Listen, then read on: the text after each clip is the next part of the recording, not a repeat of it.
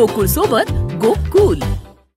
गेल्या काही वर्षात कोल्हापूर महानगरपालिका अंतर्गत असलेले अधिकारी गैरकारभार करत असल्याचे निदर्शनास येत आहे।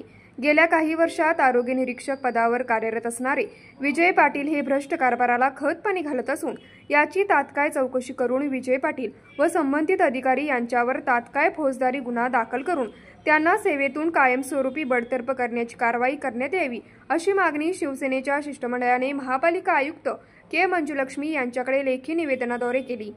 शिवसेनेने सादर केलेल्या निवेदनामध्ये कोरोना काळात आरोग्य निरीक्षक विजय पाटील यांनी बोगस वैद्यकीय प्रमाणपत्र तयार करून स्वतःच्या सही शिक्क्यानिशी वितरित केली आहेत।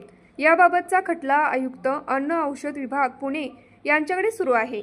या घोटाळ्याचे मुख्य सूत्रधार आरोग्य निरीक्षक विजय पाटील असून त्यांच्यावर तात्काळ महानगरपालिका प्रशासनाने कारवाई करणं गरजेचं आहे।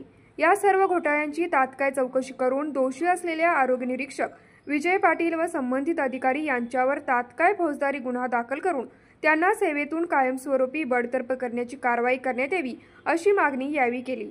यावेळी आयुक्त के मंजुलक्ष्मी यांनी सदर सर्व प्रकरणाची तात्काळ चौकशी करून कायदेशीर कारवाई करण्याची ग्वाही शिवसेनेच्या शिष्टमंडळास दिली।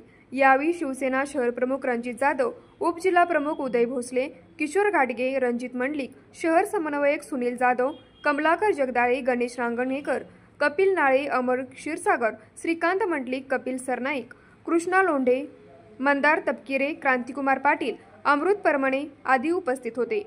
न्यूज मराठी 24 साठी अमर कुंभार, कोल्हापूर।